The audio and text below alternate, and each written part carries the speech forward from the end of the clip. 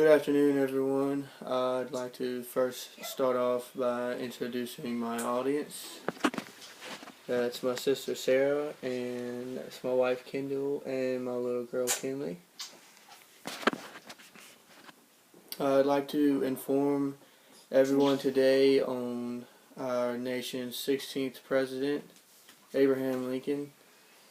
Lincoln was born in the year of 1809 in Hardin County, Kentucky, before moving to Indiana in 1816.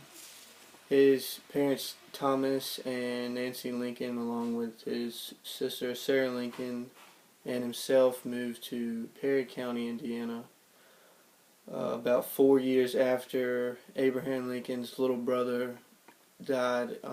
He died in infancy as a newborn child. And then 2 years later, Abraham's mother died of a disease called brucellosis. Another 2 years later, they moved to Illinois in 1830. And during all of these years of moving and going state to state, place to place, Abraham Lincoln got about 6 to 9 months of total schooling.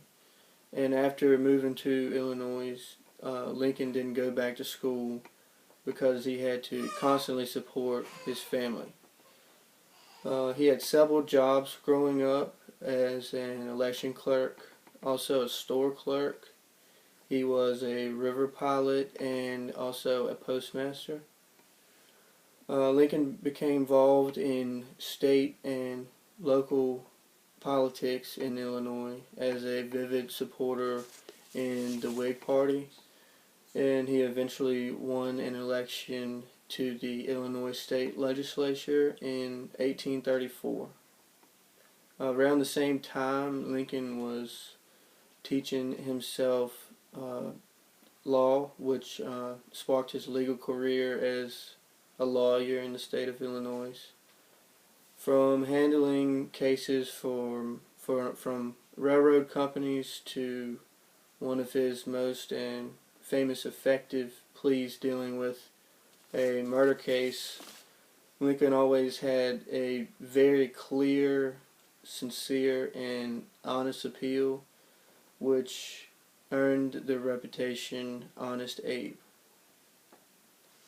During the road to presidency, Lincoln challenged the incumbent and his political rival, Stephen A. Douglas, for the Senate seat in the year of 1858.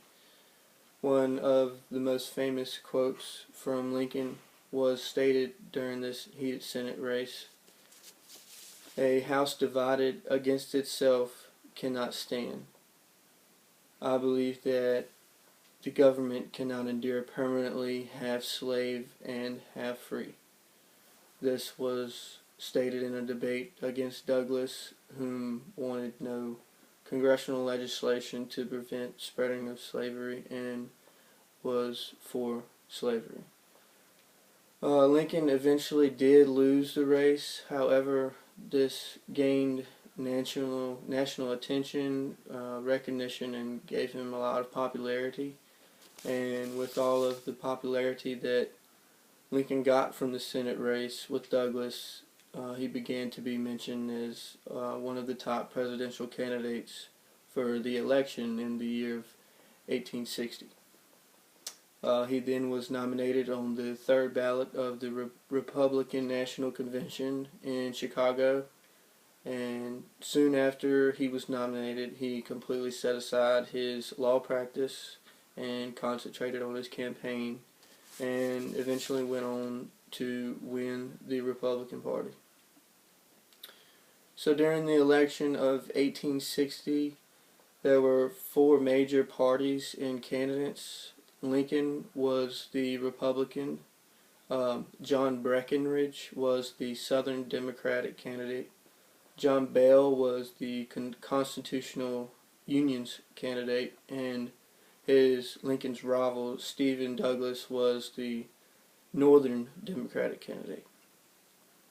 The Democrats were very divided in this race from the North and the South, and Like I said, there were 4 candidates in the election, and all of this helped Lincoln win the election of 1860.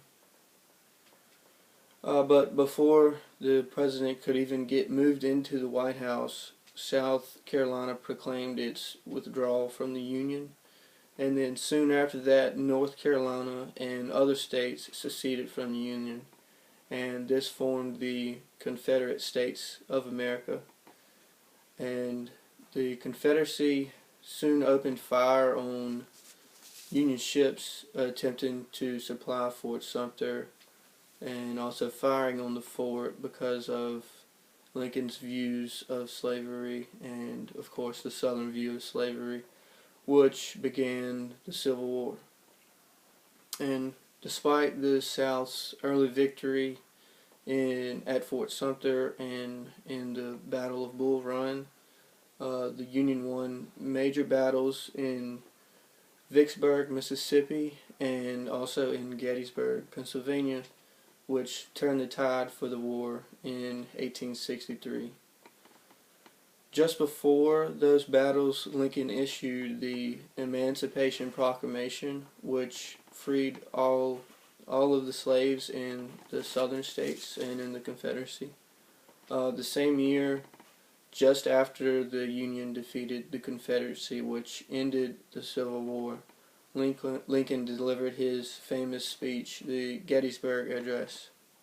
The speech reiterated the Declaration of Independence and stated that the war was a struggle from all of the seceding states and the views on slavery, and saying a new birth of freedom will bring true equality to all citizens of America. President Abraham was also re-elected for a second term as president in 1864. He urged the reformation and the reconstruction of our nation, especially in the southern states that were pretty much destroyed from the Civil War. Unfortunately, President Lincoln would not get to carry out his vision of the reformation and reconstruction of our nation. A month after Lincoln was reelected, he was assassinated in Ford's Theater in Washington by John Wilkes Booth. He was an extreme advocate of slavery and also had deep ties to the South and to the Confederacy. And in the following morning of April 15th, 1865, Lincoln passed away.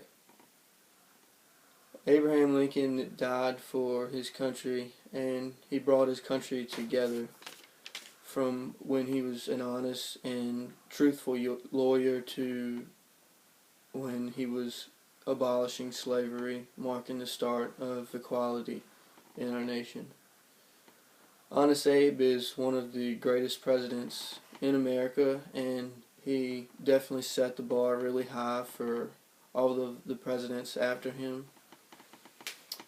So this concludes my informative speech about Abraham Lincoln. Hope you all enjoyed my speech and presentation on the 16th President of our country.